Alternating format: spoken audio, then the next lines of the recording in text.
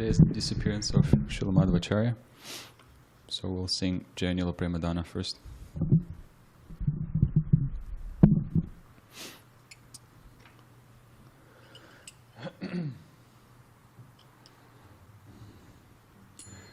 Jayanila Premadhana Karuna Prachu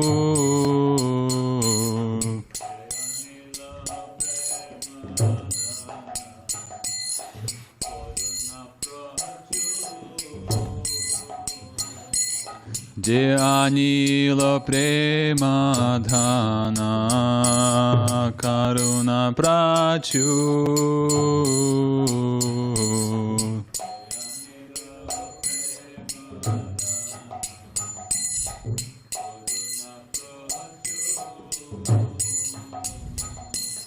Heno Prabhu Kota Gela Charya Thakur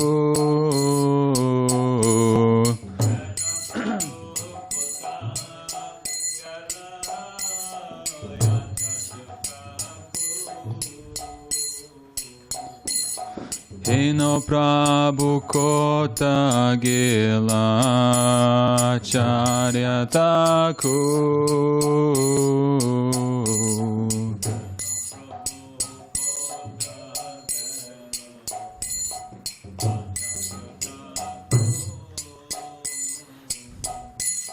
Kahamora Swarup Rupa Kaha Sanatan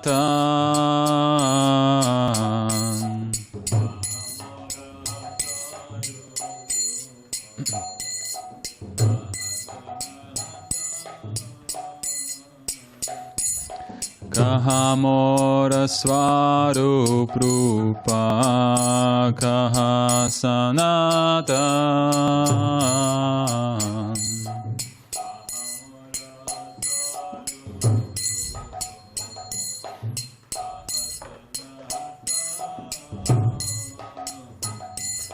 Kahada Saragunata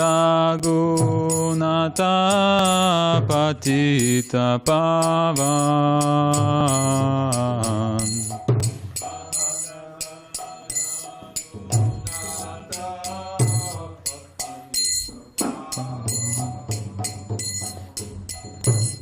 Kahada Saragunata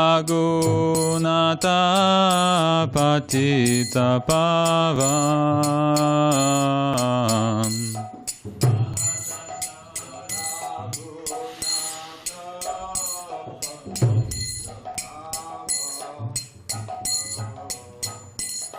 Kahamora Bhata Juga Kaha Kavira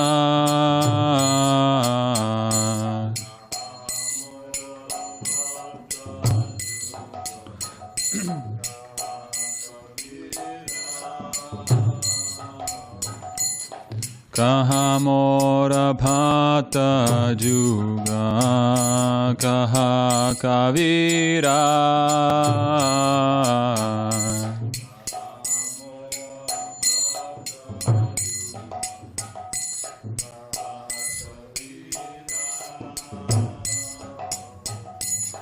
Ekakali Kota Gela Goranatara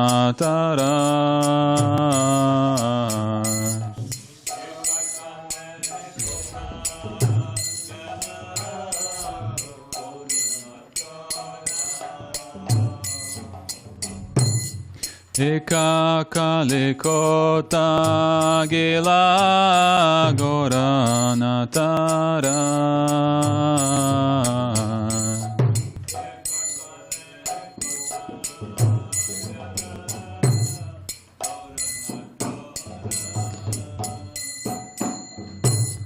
Pashane Kutibo Mata Anale Pashibo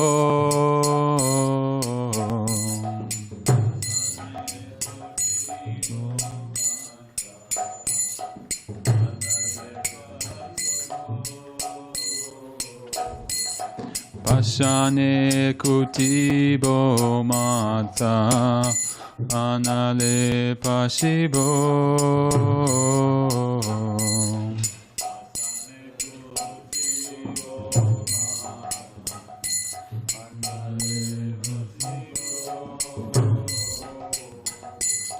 Goranga Gunera Nidhi Kota Gele Pabo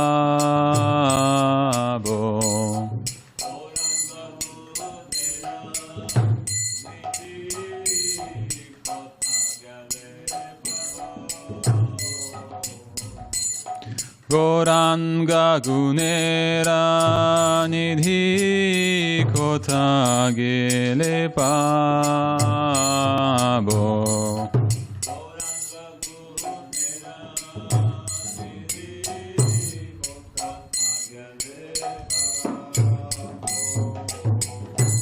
Sisaba Sangira Sange Je Koila Bilas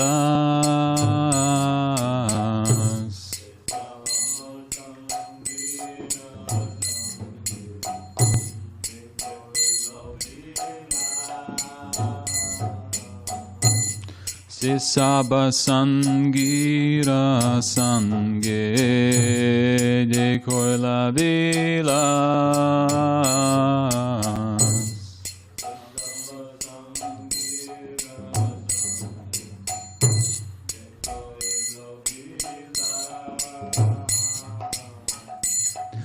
Sangana Paya Kande Narotamada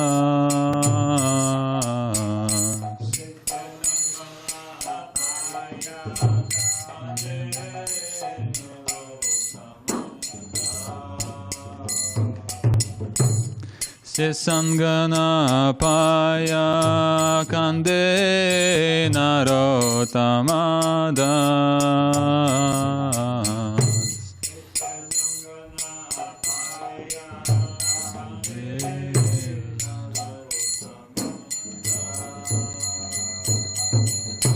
Dhyānīla Premadana Karuna Prachu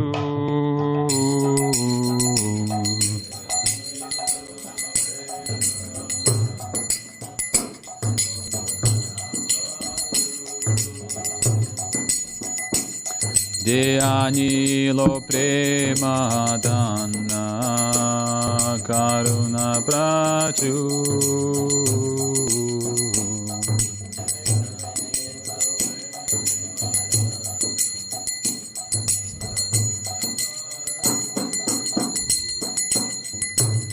Heno Prabhu Kota Gela Charitamrita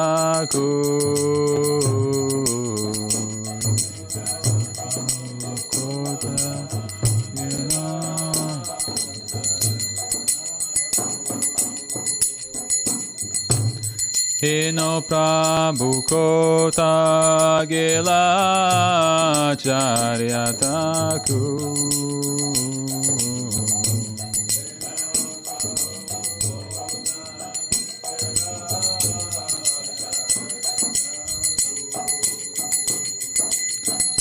Hare Krishna, Hare Krishna, Krishna Krishna, Hare Hare, Hare Rama, Hare Rama, Rama Rama, Hare Hare.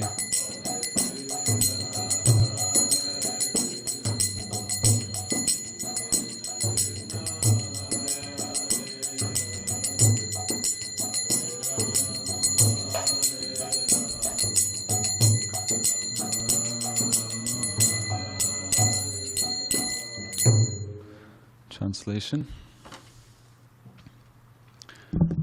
He who brought the treasure of divine love and who was filled with compassion and mercy, where has such a personality as Srinivas Acharya gone? Where are my Swarup Damodar and Rupa Goswami? Where is Sanatan? Where is Raghunath Das, the savior of the fallen? Where are my Raghunath Bhatt and Gopal Bhatt? And where is Krishna Das Kaviraj?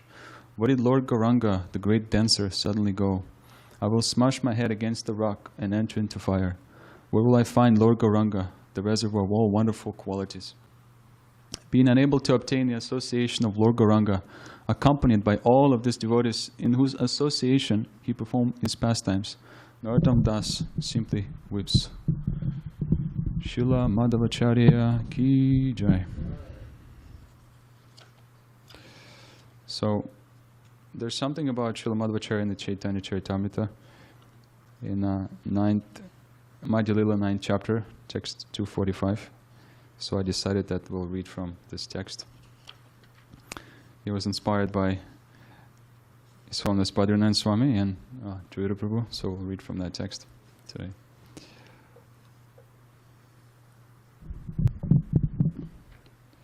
Does anyone have the text on their phone? Maybe you can also find it and take turns reading it, because that's quite a lengthy purport. Should I just read it myself then? Or? Okay. So this is Madhya 9:245. Okay, translation. Chaitanya Mahaprabhu next arrived at Udupi, the place of Madhvacharya, where the philosophers known as Tattvavadis resided. There he saw the deity of Lord Kṛṣṇa and became mad with ecstasy. This chapter is called Lord Chaitanya's Travels to the Holy Places. So he's traveling to various places, including Udupi, where Madhvacharya was born. So purport. Shripad Madhvacharya took his birth near Udupi, which is situated in the South Kannada district in South India, just west to Sahyadri. This is the chief city of the South Kannada province and is near the city of Mangalore, which is situated to the south of Udupi. Near the city of Udupi is a place called Pajakakshetra, where Madhvacharya took his birth in Shivali Brahman dynasty as the son of Madhyage Bhat. This is 245. 9 chapter 245.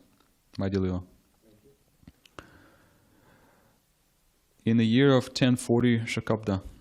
According to some, he was born in the year of AD 1118. According to some, he was born in the year 1960, Shakabda, or AD 1238. In his childhood, Madhvacharya was known as Vasudeva, and there are some wonderful stories surrounding him. It is said that once, when his father had piled up many debts, Madhvacharya converted tamarind seeds into actual coins to pay him off. When he was 5 years old, he was offered the sacred thread. A demon named Maniman lived near his abode in the form of a snake. And at the age of 5, Madhvacharya killed that snake with the toe of his left foot. When his mother was very much disturbed, he would appear before her in one jump. He was a great scholar, even in childhood. And although his father did not agree, he accepted sannyas at the age of 12 years old. He was also an incarnation of Vayu. That's why he was so strong and was able to jump high and far. Upon receiving sannyas from Achyuta Preksha, he received the name Purnapragya-tirtha. After traveling all over India, he finally discussed scriptures with Vidyashankar, the exalted leader of Shnigiri Math. Vidyashankar was actually diminished in the presence of Madhvacharya. Accompanied by Satya-tirtha, Madhvacharya went to Badrikashram. It was there that he met Vyasadeva and explained his commentary on the Bhagavad Gita before him. Thus he became a great scholar by studying before Vyasadeva. And Vyasadeva approved his commentaries. So, anyone else like to continue reading this next paragraph? Yeah, read paragraph. By the time he came to the Ananda Math from Badrikashram, it's a little loud, Madhvacharya had finished his commentary on the Bhagavad Gita. His companion, Satyatirtha, wrote down the entire commentary. When Madhvacharya returned from Badrikashram, he went to Ganjama, which is on the bank of the river Godavari. There he met with two learned scholars named Shobhana Bhatt and Swami Shastri. Later, these scholars became known in the disciplic succession of Madhvacharya as Padmanabha Tirtha and Narahari Tirtha. When he returned to Udupi, he would sometimes bathe in the ocean. On such an occasion, he composed a prayer in 5 chapters. Once, while sitting beside the sea engrossed in meditation upon Lord Sri Kṛṣṇa, he saw that a large boat containing goods for Dwarka was in danger. He gave some signs by which the boat could approach the shore, and it was saved. The owners of the boat wanted to give him a present, and at the time Madhvacharya agreed to take some gopi chandan. He received a big lump of gopi chandan. We're talking like huge one, yeah. DD size. That's good enough. He received a big lump of gopi chandan, and as it was being brought to him, it broke apart and revealed a large deity of Lord Kṛṣṇa. The deity had a stick in one hand and a lump of food in the other. As soon as Madhvacharya received the deity of Kṛṣṇa in this way, he composed a prayer. The deity was so heavy that not even 30 people could lift it. Yet, Madhvacharya personally brought this deity to Udupi. 8 of Madhvacharya's sannyasi disciples became directors of his 8 monasteries. Worship of the Lord Kṛṣṇa deity is still going on at Udupi according to the plans Madhvacharya established. Anyone else would like to? Maybe Ramapati. Madhvacharya then for the second time visited Badikashram. While he was passing through Maharashtra, the local king was digging a big lake for the public benefit. As Madhvacharya passed through that area with his disciples, he was also obliged to help in the excavation. After some time, when Madhvacharya visited the king, he engaged the king in that work and departed with his disciples. Continue. Yeah, one more. Often in the province of Ganga Pradesha, there were fights between Hindus and Muslims. The Hindus were on the bank of the river, and the Muslims were on the other. Due to the community tension, no boat was available for crossing the river. The Muslim soldiers were always stopping passengers on the other side, but Madhvacharya did not care for these soldiers. He crossed the river anyway, and when he met the soldiers on the other side, he was brought before the king. The Muslim king was so pleased with him that he wanted to give him a kingdom and some money, but Madhvacharya refused. While walking on the road, he was attacked by some dacoits, but by his bodily strength, he killed them all. When his companion Satyatirtha was attacked by a tiger, Madhvacharya separated them by a virtue of his great strength. When he met Vyasadeva, he received from him the Salagram Sila, known as Ashtamurti. After this, he summarized the Mahabharata. This is interesting. When he was attacked by the tiger, he wrestled with him and sent him back with a tail between his legs. He was so strong. And okay, so anyone else would like to continue? Maybe Balaram Prabhu?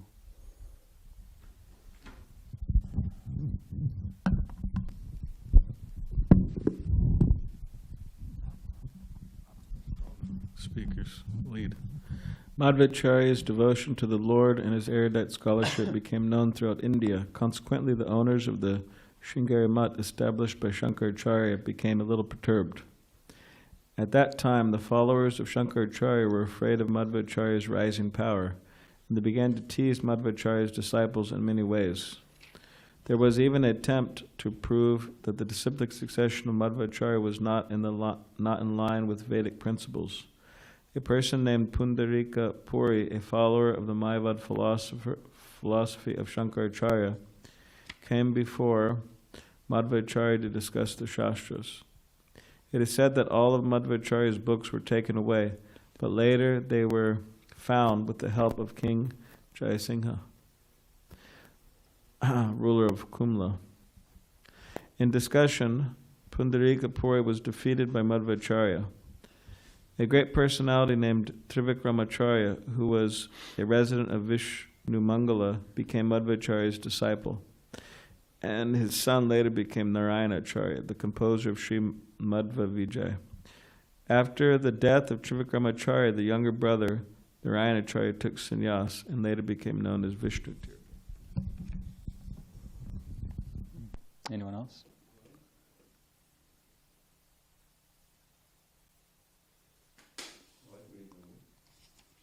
Oh, that's Ram Vilas.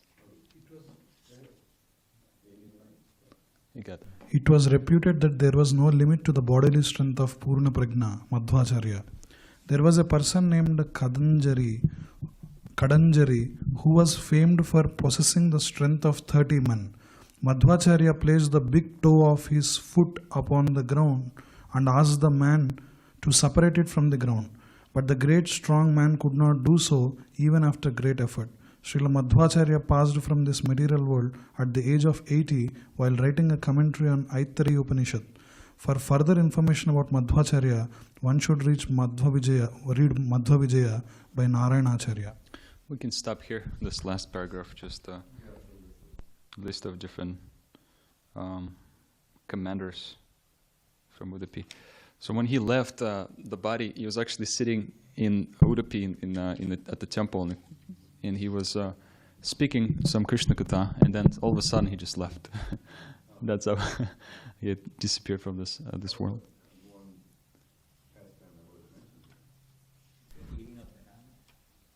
Why do you Bananas, 4,000 bananas. Yeah. Was it 4,000? I thought it was 3,000. 4,000. 4,000.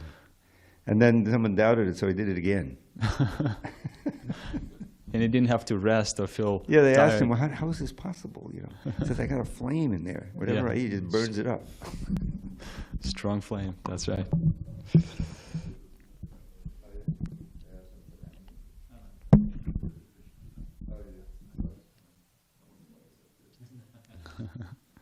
So Chaitanya Mahaprabhu, he was very, very happy with Madhvacharya. He took initiation in the same lineage. And one of the things that there's many things to appreciate Madhvacharya for, but one of the things is that he provided clear commentaries on the Srimad Bhagavatam Vedanta Sutra, and that's known as Dvaita Dvaitvavada. There's a picture of Madhvacharya here in this CC. He's showing these two fingers. We all know what that means. The difference between the Jiva and the Bhagavan. Oneness and difference. That's the understanding in our philosophy. So, we're going to continue reading Srimad Bhagavatam now. There's some things to discuss in the Bhagavatam too. As we've been doing, we continue reading Canto number 8, 3rd chapter. Text number 6. Just 1 second. Om Namo Bhagavate Vasudevaya. Om Namo Bhagavate Vasudevaya. Om Namo Bhagavate Vasudevaya. Canto 8, chapter 3, text 6. Na yasya deva rishaya padam vidur jantu punaha ko arhati kantum iritum yatha atasya kritibhir vicheshtato duratyayam anukramannaha saha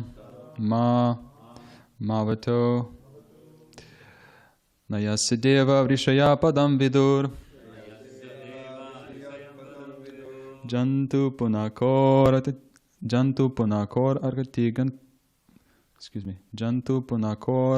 ratigantum iritum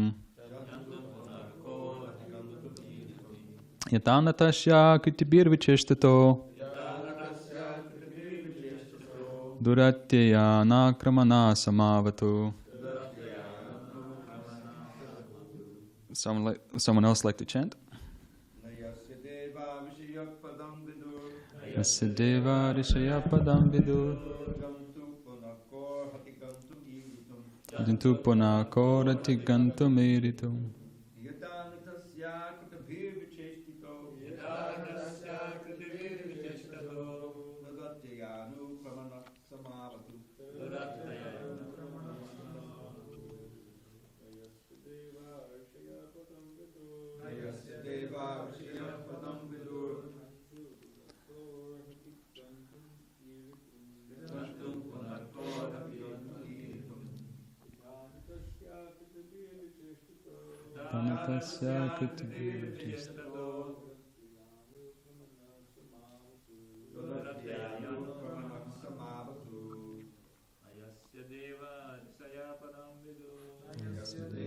Rishaya Padam Vidu.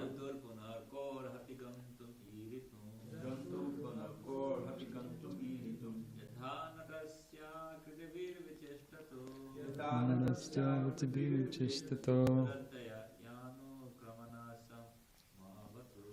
Vatyana Kramana Samavatu. Anyone else? Okay, word by word. Nayasya deva rishaya padam vidur Deva Rishaya Padam Vidu. chantu punakor hati gantum iritum yata natasya kritibir vicheshtato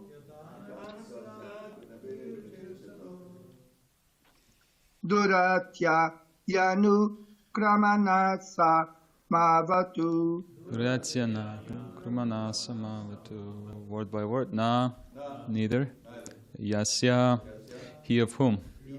Devaha, demigods. Rishaya, great sages.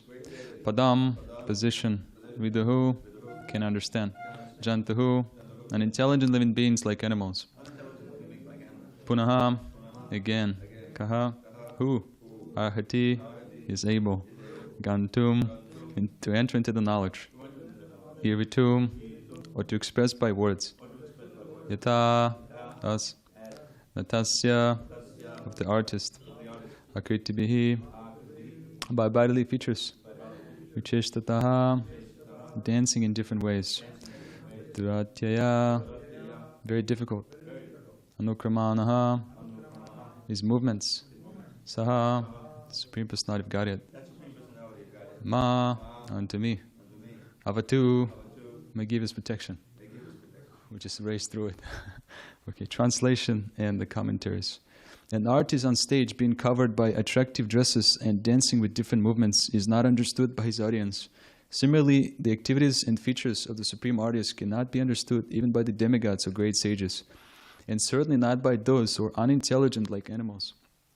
Neither the demigods and sages nor the unintelligent can understand the features of the Lord, nor can they express in words his actual position. May that Supreme Personality of Godhead give me protection. Purport. A similar understanding was expressed by Kunti Devi. The Supreme Lord exists everywhere, within and without. He even exists within the heart. Sarvasya jaham hridisani vishto, Ishvara sarabhutanam hridesha junatishtati. Thus it is indicated that one can find the Supreme Lord within one's heart. There are many, many yogis trying to find him.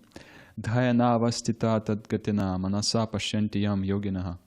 Nonetheless, even the great yogis, demigods, saints and sages have been unable to understand the bodily features of the great artist, nor could they understand the meaning of his movements. What then is to be said of ordinary speculators like the so-called philosophers of this material world? For them, he is impossible to understand. Therefore, we must accept the statements given by the Supreme when he kindly incarnates to instruct us. We must simply accept the word of Lord Rāmacandra, Lord Kṛṣṇa, and Lord Chaitanya, Mahāprabhu, and follow in their footsteps. Then it may be possible for us to know the purpose of their incarnations. Janma karma chame divyam evam yam veti tatvataha taktva deham punarjanma nittimamitya sarjana. Bhagavad Gita 4.9. If by the Lord's grace one can understand him, one will immediately be delivered, even within this material body. The material body will no longer have any function, and whatever activities take place with the body will be activities of Kṛṣṇa consciousness. In this way, one may give up his body and return home back to Godhead. Om Agyana Timirandasya Gyananjana Shalakaya Chakshurun Militam Yena Tasmai Shri Gurave Namaha Shri Chaitanya Manobishtam Stapitam Yena Bhutale Swayam Rupakadamayam Dadati Swapadantikam Vanchakopatrubhescha Kripa Sindhubhyevacha Patitanam Pavanebhyo Vaishnavebhyo Namo Namaha Jai Shri Kṛṣṇa Chaitanya Prabhu Nityananda Shri Advaita Gadadhar Shivasari Gaura Bhakta Vrinda Hare Krishna Krishna Krishna Hare Hare Hare Rama Rama Rama Hare Hare. Translation one more time. An artist on stage being covered by attractive dress dresses, and dancing with different movements is not understood by his audience. Similarly, the activities and features of the Supreme Artist cannot be understood even by the demigods or great sages, and certainly not by those who are unintelligent like animals. Neither the demigods and sages nor the unintelligent can understand the features of the Lord, nor can they express in words his actual position. May that Supreme Personality of Godhead give me protection. So we continue describing the pastimes of elephant, chief of the elephants, Gajendra. And he is in a very, we can say, ridiculous position. Although, if we look at his past life as the King Indradumna, he was actually a very advanced devotee. He possessed a lot of bhakti. And in this way, we see that he went to this ocean of milk. And in that ocean of milk, there was a beautiful mountain. It's called Trikuta. And in that mountain, there was a garden. And within that garden, there was a lake. So he brought his female elephants to play in that lake. And we can understand that Gajendra represents the jiva in this example, or all of us. And that lake is material forest of enjoyment. And then the crocodile who comes to attack him is the Maya Devi, the external energy of the Supreme Personality of Godhead. So Kṛṣṇa always demands surrender, and we do surrender to Kṛṣṇa. There's two ways to surrender to Kṛṣṇa. First one is to externally or indirectly. Indirectly means that we surrender to Maya Devi. We surrender in a way that we grabbed by the crocodile of time. Crocodile of time means he's swallowing us like a snake.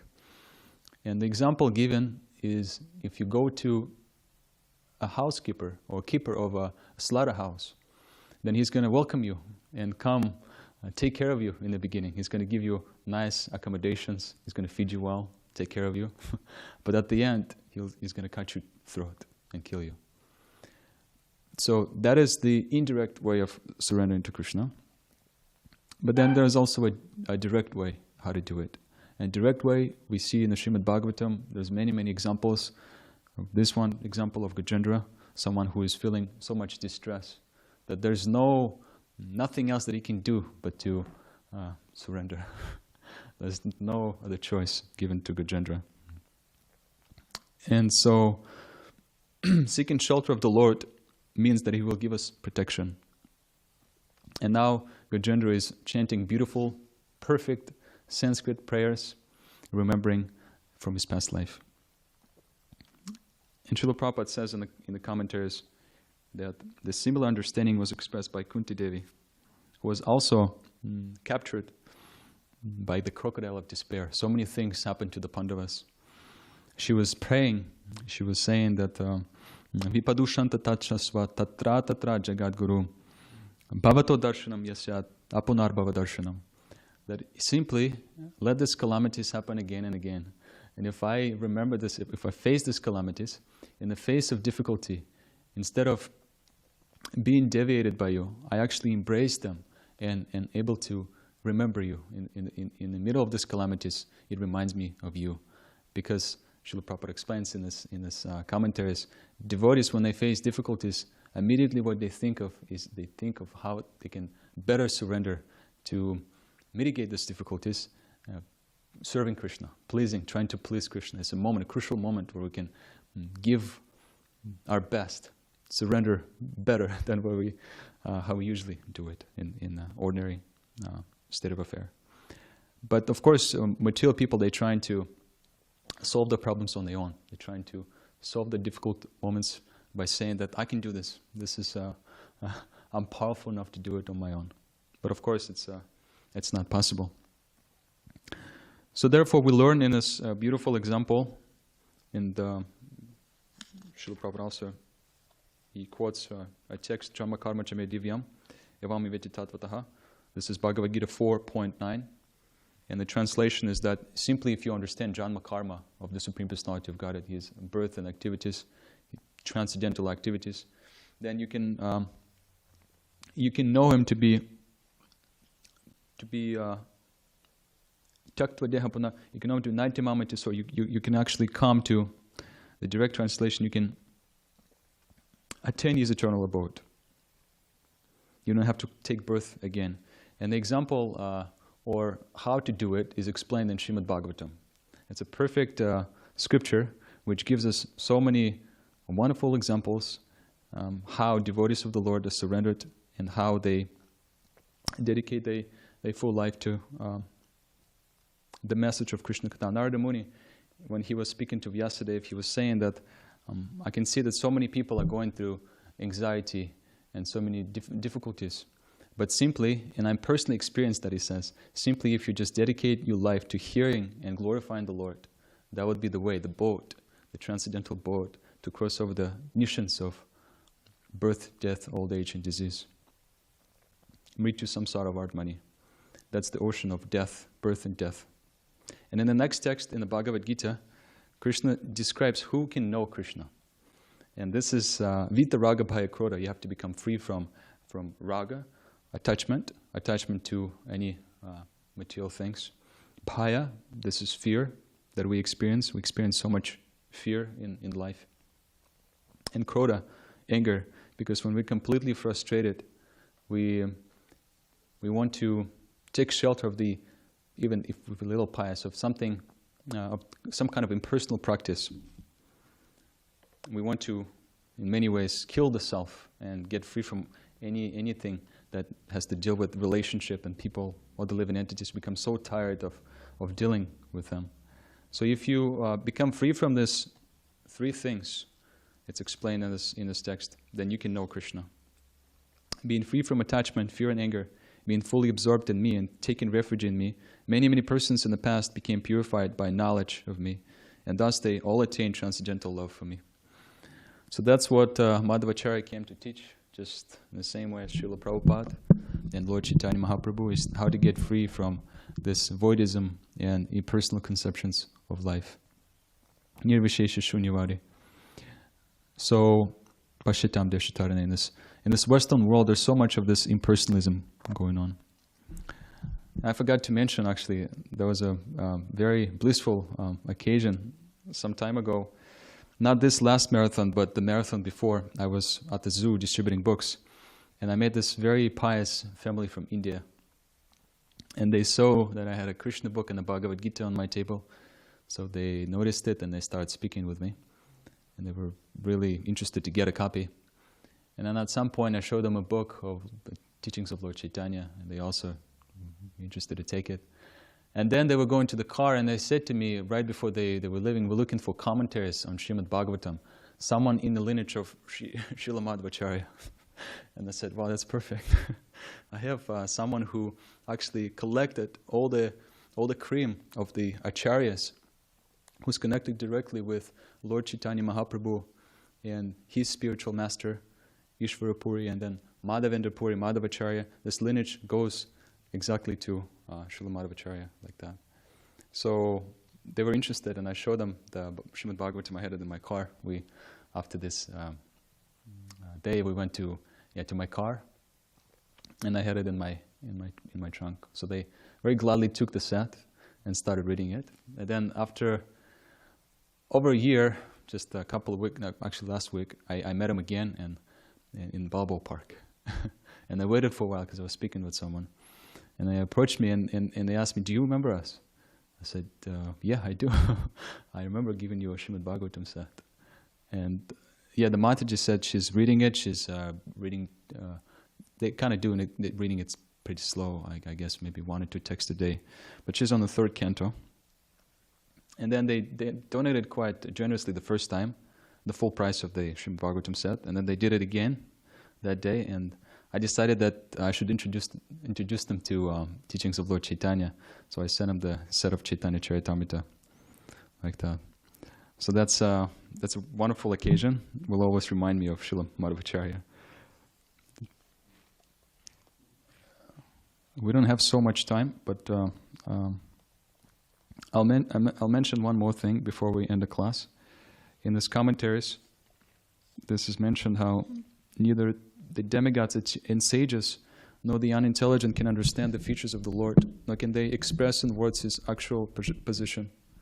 So usually what we see in life is we try to directly understand akshaja. With our own eyes we try to perceive of objects and things we we're able to encounter in our day-to-day life. But Krishna is not understood in this way. Our practice is the path of mercy. So Krishna is known as Adhokshaja. Only when he's pleased by our Shravanam and Kirtanam, he will reveal himself to us. Although it's also not guaranteed. It's completely up to the Supreme Personality of Godhead. And one example that I can think of in Srimad Bhagavatam is Dhruva Maharaj, when he was getting a darshan of the Supreme Personality of Godhead. He was completely speechless. He couldn't say anything. He was, he couldn't say anything. Because that Brahma Maya, that inspiration to glorify the Lord and offer prayers directly comes from the Lord himself. So in order for us to glorify and pray, we also need the mercy of Krishna. It's interesting. But then, what really helps in this age, Kali Kali Nama Rupa Krishna Avatara, that the holy name of the Lord. In example of Dhruva Maharaj, so many times he remembered the holy name of the Lord. He was reciting the mantra Om Namo Bhagavate Vasudevaya given by his spiritual master. And then in the maturity of his practice, when he got the darshan of the Lord, all he can think of is just chanting Hare Krishna. He was chanting Hare Krishna. And then when he returned home, his father, Uttanapad, was so eager to see him, he actually ran towards him and embraced him.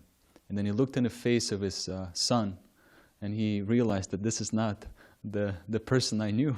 He came back as a completely pure, as a pure devotee of the Lord. And then he started crying, looking in his face. And Srila Prabhupada explains how the tears of a man, when he cries, if they are cold, it means that there's happiness, that there's some satisfaction the person is feeling. But if they're hot, it means that there's some kind of anxiety and distress. And the tears of Uttanapad they were really, really cold. Maybe as cold as the shower water in the beginning, in the morning when we first turn it on. So, and then Uttanapad, and everyone was in the assembly. There was many citizens and his family members, his brother Uttama, and also Suruchi and Suniti. Suruchi actually blessed him when she saw them coming back as a pure devotee from this austerity that he was performing in the forest. She told him, "May you live a long life." And then he became a king. And Uttanapad eventually left the kingdom. And many things happened. He was ruling the kingdom. Then his brother went to the forest to hunt. Actually, he went to Himalayas to hunt. And Suruchi followed him because she thought that her child was missing. And they both were killed by Yakshasas. And then Dhruva came to take revenge. He was still feeling a little angry. And he wanted to take revenge for his brother. And then they played many tricks on him.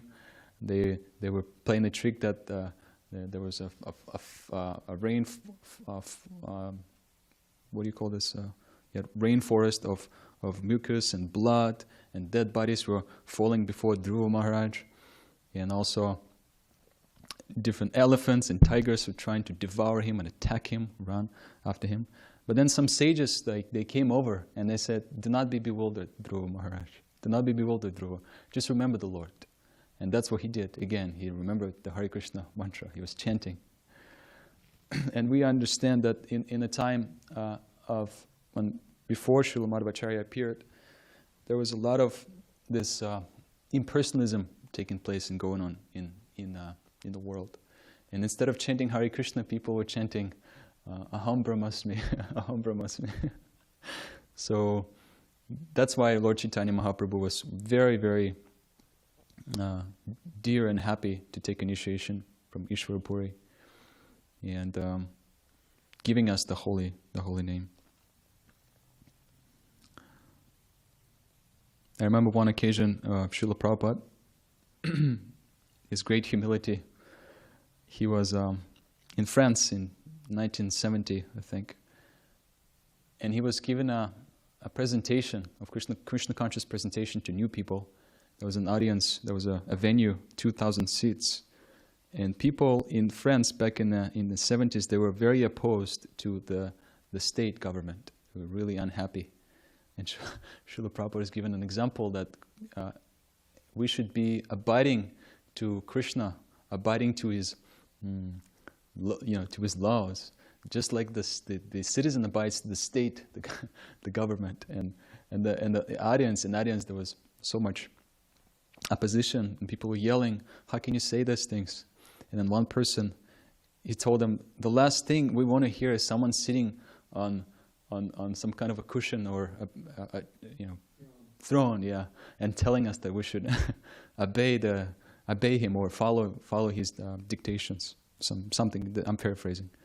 And then Srila Prabhupada said, "Well, if you know God, you can also take that seat and sit down here. I'll come down and listen to you, But of course, it didn't satisfy him. So Srila Prabhupada just simply said, "Chant Hare Krishna."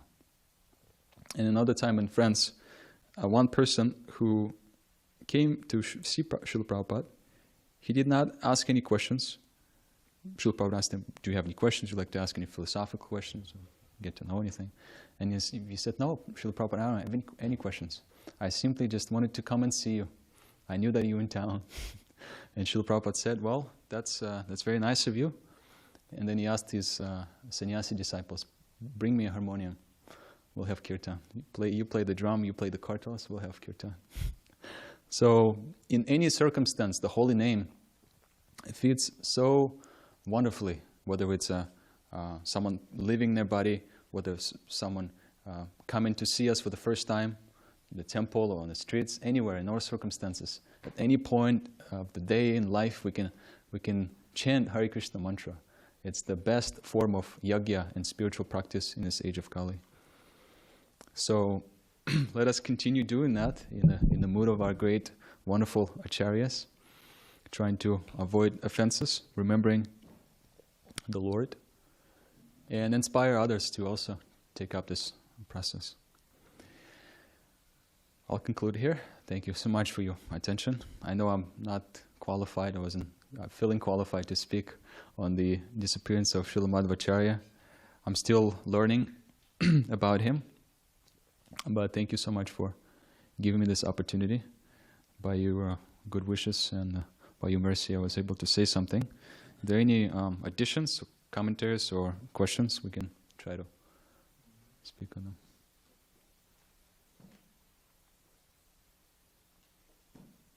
So when we hear about Dhruva Maharaj and how his brother was killed, and then he went out and he killed quite a few people. I forgot how many, and there was some idea of like revenge. But at this particular point, it said he was, this was already, he saw Vishnu and he was a pure devotee. So how is it? Because we could understand, okay, we have revenge, we may take revenge or hold some grudge or something like that. But such a personality as Dhruva Maharaj, how is it?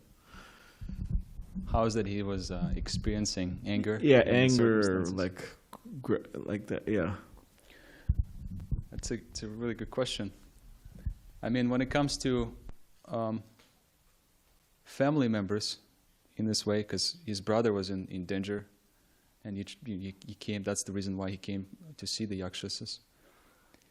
Understanding is that we don't just completely give up our family connections and say that it doesn't matter. We still want to protect them, and how do we protect someone? We need to get angry, otherwise we can just sit down in shanti state of mind and feel very peaceful and renounce from everything, just taking prasadam and feeling nicely situated in life.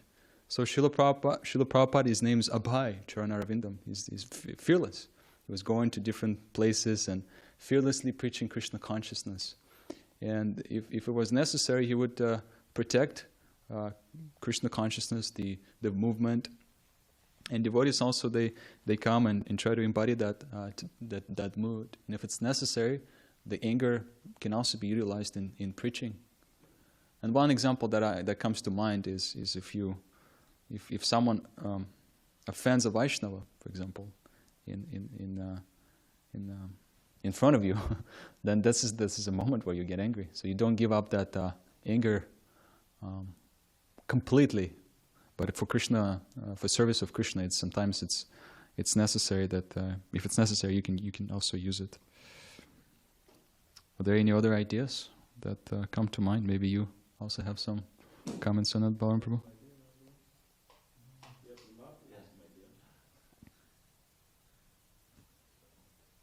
Ramapti?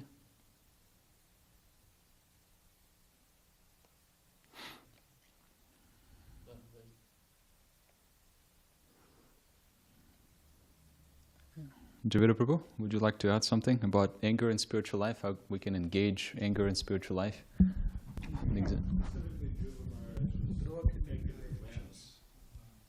And what is that? Dhruva killing Yakshas and taking revenge of his brother's death. Oh, yeah. Yeah. So he started annihilating the Yakshas, right? Yeah. And Kṛṣṇa came down and begged him to let up. He realized that there had been a great offense. They killed his brother. But then he did, because he surrendered to the higher authority. And then he went back and he ruled the kingdom for how many thousands of years? 30,000 years. And then he was promoted to Dhruva the pole star, which is still there. So it's always very good to think of Dhruva. And how he turned that determination by the skill of Narada, determined to counteract or find God somehow in the forest. And Narada showed him how to find God by chanting the holy name. So I think it's always a very, very enlivening pastime to review. Hare Krishna. Like Brahmakumaras, even though they are Brahmavadis, when they smell the fragrance coming from the lotus feet of like Vishnu, made them into devotees from Brahmavadis. Like Dhruva Maharaj already had the darshan of Vishnu, and he was touched with the conch shell and so on. So like he should turn into a pure devotee. It's what is our understanding, right? So then afterwards going and doing annihilation or being reactionary to his brother's death, how do we reconcile this idea?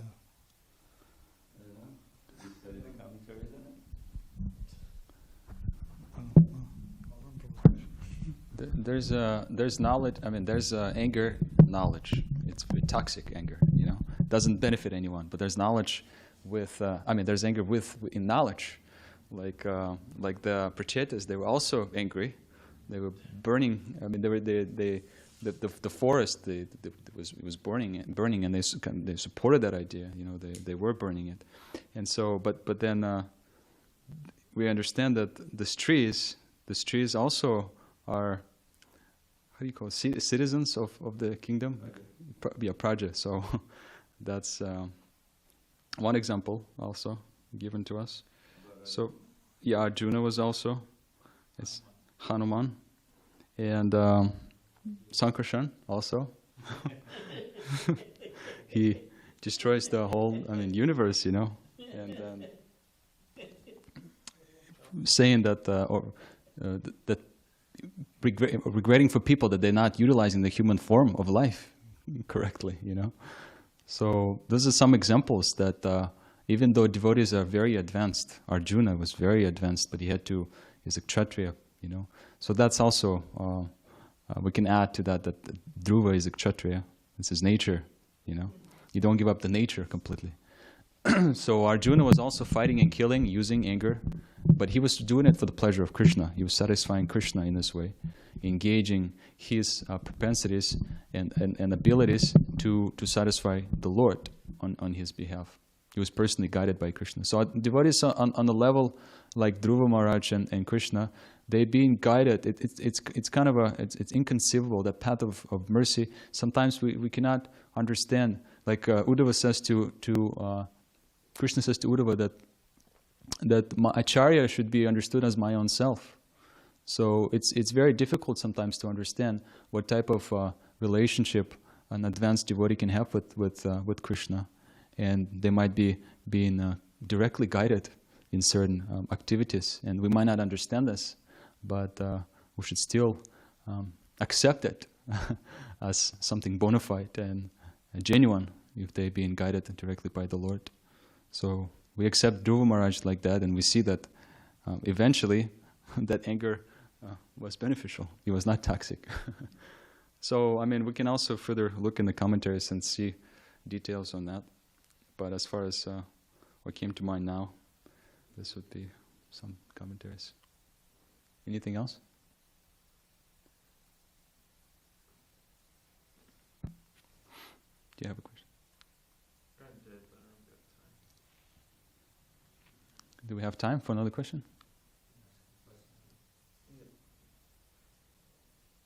Is that a big question? Quick one? You can try. Use 2 mics. I was just trying to understand. You were saying that Kṛṣṇa in his past life was, I don't know how to say it, to be honest, Intrayuma, and he said you had a lot of bhakti. I was just wondering. I was trying to figure out, well, how does he get a position of an elephant if it's kind of like, yeah.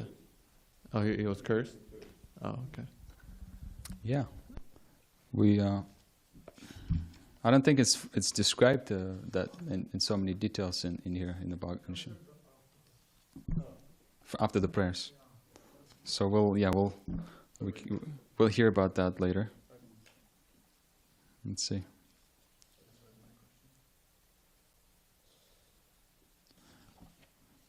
Yeah, but we understand that there's no loss and diminution on the path of bhakti, and whatever advancement we make in this way, Trayata Mahata Bhayat, it protects us from the greatest danger. Krishna explains in the Bhagavad Gita.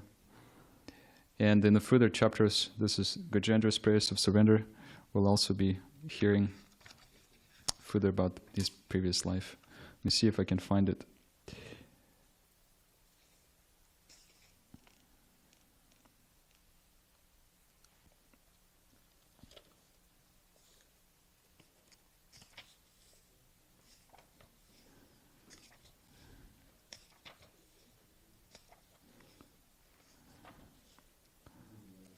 So we'll join here. Maybe find it and continue.